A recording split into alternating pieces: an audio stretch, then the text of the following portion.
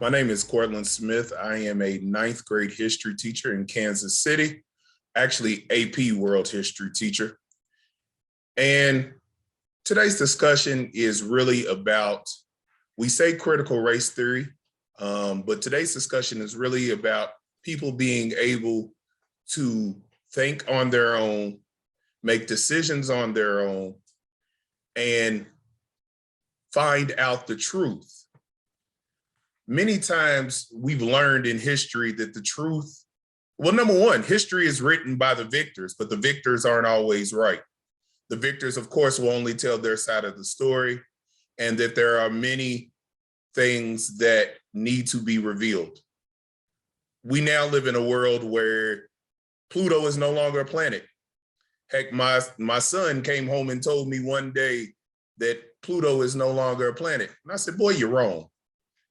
But when I looked it up, he was right. It was a dwarf planet. And see, that's information disseminated by a child that corrects an adult. And what critical race theory and telling the truth should be is the sharing of information to right wrongs. Native Americans would never let you get away with calling Christopher Columbus the savior. He wasn't. He didn't discover anything. He went the wrong route. And when he got here, he committed mass genocide and rape. Now, of course, the victors would want you to believe that he was righteous, but it was from information exchange that we found out the truth. Too many times we ask our young people below college age to be automatons, to be robots, to only learn certain information, but not think through it.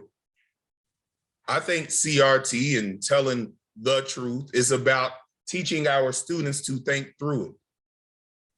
How many great movements, changes in the world have happened because of young people? Old people are settled in their ways. We don't like new information. We're not open to too much thought. No, does this mean every old person? Of course not. But as a teacher, what we want our new generations to do is to expound, to go deeper, to fulfill the promises that the earlier generations had had. Well, how do they truly do that if they're not allowed to think on their own? If no one thought that electricity could be used for something more than a lightning strike, we wouldn't have these technologies that we have now. If we didn't think that plastic could be used for more than the sole of our shoes, but now could be turned into computer chips, I wouldn't be able to sit here with YouTube. And if we don't allow people to think above and tell the truth, how would we have had our first African-American president? How would we have our first African-American and Asian vice president? Those are through telling the truth, giving people, our young people, a chance to dream. Critical race theory gives our people a chance to dream and be able to handle the truth. It doesn't make a white student feel guilty. What it does is allows a white student to acknowledge, hey, this is the past. And because I know the past, I now can look towards the future and help to change it. As I said earlier, the civil rights movement would not have happened without young people. Martin Luther King had to go and get young people because older people were set in their ways. The Arab Spring was young people. Black Lives Matter was young people. Young people are what galvanize societies. And the only way that they get to galvanize these societies is by thinking. When I was young, I was told that I had a lot of power, but it was up to me to figure out how I use that power.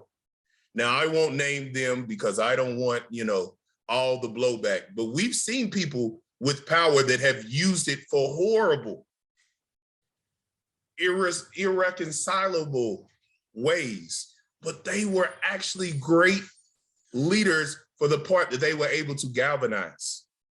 We also need our people to be able to think so that when they see a leader like that, they go the other way and they go to maybe like a Martin Luther King or a Malcolm X, who was able to get people to do things that they never imagined they could, but for positive means. And again, that goes to being able to see yourself and see others. That is where the truth comes in. That is where critical race theory comes in. To be able to identify the problems, search for solutions, and find out the truth in history, in math, in literature, in real life is how this world has got to the positive gains that it has made. But it also, the pushback, the blowback, the assumptions that are falsehoods are also what is showing you the continued need for critical race theory. As a teacher, I tell my student every day, I don't know everything. And no professional, whether that be a doctor or a lawyer or anybody, knows everything. But it's that chance to think on your own and discover is how you make new discoveries. COVID happened.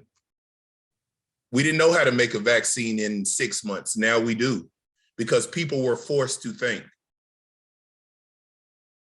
We don't have LGBTQ plus rights until people are forced to think. We don't have civil rights till people are forced to think. We don't have women's rights until people are forced to think and acknowledge the problem at hand. No different than we acknowledge the COVID pandemic. It is when we acknowledge those problems at hand and we allow our minds to go places that we never could before, is when we get the answers. Critical race theory, being able to teach the truth, for me to tell my students that a lot of European intellectual property was stolen, is telling the truth. And it allows them to be like, hey, maybe what I come up with has value. And as European children, it also tells you, hey, what someone else has to offer also has value. It doesn't mean that you never came up with anything, but it shows you that different people have different abilities and everyone can be productive and make this society and hopefully world a better place. So critical race theory is not the pushing of the past to make you feel guilty, but it's the pushing of the past so that you know that maybe I need to think outside of the box and everything that I've learned may not be the truth and I should search for the truth. It's not something that you should just search for in college, but something that you should search for from the day that you're born. When George Floyd happened, when Black Lives Matter started, I held my, at that time, 3-year-old and I told her, hey, your daddy's here marching, but this world to be changed is up to you. I can't ask her to change the world if she's not allowed to search for her own truths and her own information. That's asking for the world to be stagnant.